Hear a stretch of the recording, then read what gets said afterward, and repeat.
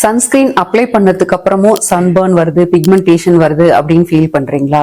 Sunscreen apply பண்ணதுக்கு அப்புறமும் இது ஏன் வருது அப்படிங்கிறதுக்கான ரீசன்ஸ் நான் இந்த வீடியோல சொல்றேன். யூசுவலா சன்ஸ்கிரீன் வந்து பாத்தீங்கன்னா அடிக்குவேட் அமௌண்ட்ல நம்ம அப்ளை பண்ண தேவை இருக்கும். இப்ப ஃபேஸ்க்கு நீங்க சன்ஸ்கிரீன் அப்ளை பண்றீங்கன்னா ஒரு டீஸ்பூன் சைஸ் ஆகுது எடுத்து அப்ளை பண்ண வேண்டி இருக்கும். ஹோல் பாடிக்கு அப்ளை பண்றீங்கன்னா ஒரு நம்ம யூசுவலா விளையாடுறதுக்கு யூஸ் பண்ணுவோம் இல்லையா, அந்த பால் சைஸ், கிளாஸ் பால் சைஸ் அளவுக்காவது எடுத்து பாடிக்கு யூஸ் பண்ண வேண்டி இருக்கும். அந்த மாதிரி இல்லாம மினிமல் குவான்டிட்டியில அப்ளை பண்ணும்போது சன்ஸ்கிரீன் ஒர்க் ஆகாம போறதுக்கு வாய்ப்பு இருக்கு. அது மட்டும் இல்லாம ஒரு சிலர் பாத்தீங்கன்னா ஃபேஸ்ல மட்டும் அப்ளை பண்ணுவாங்க, இயரை விட்டுருவாங்க, நெக்க விட்டுருவாங்க, இந்த கண்ணுக்கு மேல நம்மளோட அந்த கண் இமைகள்னு சொல்லுவாங்க இல்லையா, அந்த இடத்தையெல்லாம் விட்டுருவாங்க. இதையெல்லாம் விடும்போது கை கால் எல்லாம் கூட போட மாட்டாங்க. பார்த்தா நீங்க அந்த இடத்துல எல்லாம் உங்களுக்கு டேன் ஆகிறதுக்கான வாய்ப்புகள் அதிகம் இருக்கு. இன்னொன்னு பாத்தீங்கன்னா எல்லா சன்ஸ்கிரீனுமே நம்ம வந்து யூசுவலா கெமிக்கல் சன்ஸ்கிரீன் நம்ம வெயில்ல இறங்குறதுக்கு ஒரு ½ an hour முன்னாடி போட வேண்டி இருக்கும். சன்ல இறங்கும் போது ஜஸ்ட் 5 minutes முன்னாடி போட்டா கூட வந்து சன்ஸ்கிரீன் வந்து ஒர்க் ஆகாம போறதுக்கு வாய்ப்பு இருக்கு.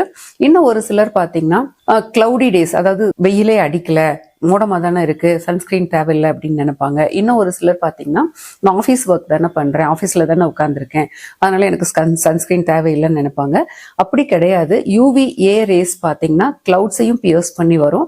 அது மட்டும் இல்லாம நம்ம இண்டோர்ல இருக்கிற லைட்ஸும் வந்து நம்மளுக்கு பிக்மெண்டேஷன் காஸ் பண்ணும். அதனால கிளவுடி டேஸ்லயும் நீங்க சன்ஸ்கிரீன் யூஸ் பண்ண வேண்டி இருக்கும். இண்டோர்ல இருந்தீங்கனாலும் சன்ஸ்கிரீன் யூஸ் பண்ண தேவை இருக்கும். சன்ஸ்கிரீன் அப்ளை பண்ணதுக்கு அப்புறம் ஸ்வெட் ஆகும்போது அல்லது நம்ம வந்து ஒரு டவல்ல வச்சு நம்ம ஃபேஸை வைப் பண்றோம் அப்படின்னாலோ வந்து அந்த சன்ஸ்கிரீன் வந்து போறதுக்கு வாய்ப்பு இருக்கு.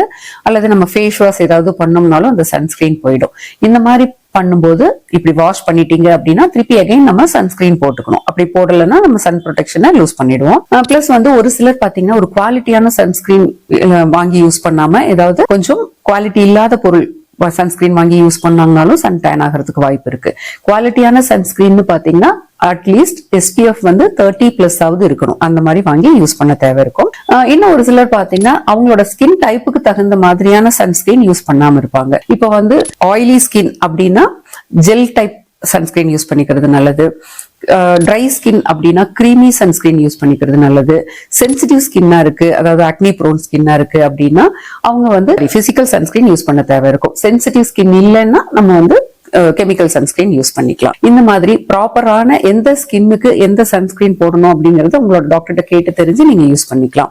இப்ப வந்து அவுட்டோர்ல இருக்காங்க, ஸ்விம்மிங் போறாங்க அப்படின்னா அவங்க எல்லாம் வந்து ஸ்விம் பண்ணும்போது அந்த சன்ஸ்கிரீன் வந்து கரைஞ்சு போறதுக்கு வாய்ப்பு இருக்கு. அதனால அந்த மாதிரி ஸ்விம்மிங் போறவங்க எல்லாம் 2 hourly ஒன்ஸ் சன்ஸ்கிரீன் அப்ளை பண்ண தேவை இருக்கும். இந்த மாதிரி ப்ராப்பரா ஸ்கின் டைப்புக்கு தகுந்த மாதிரியும் எல்லா நாள்லயும் நல்ல ப்ராடக்ட் வாங்கி நீங்க யூஸ் பண்ணீங்கன்னா கண்டிப்பா சன் ப்ரொடெக்ஷன் நல்லா கிடைக்கும். நம்ம ஸ்கின்னுக்கு பிக்மெண்டேஷன் குறையும்.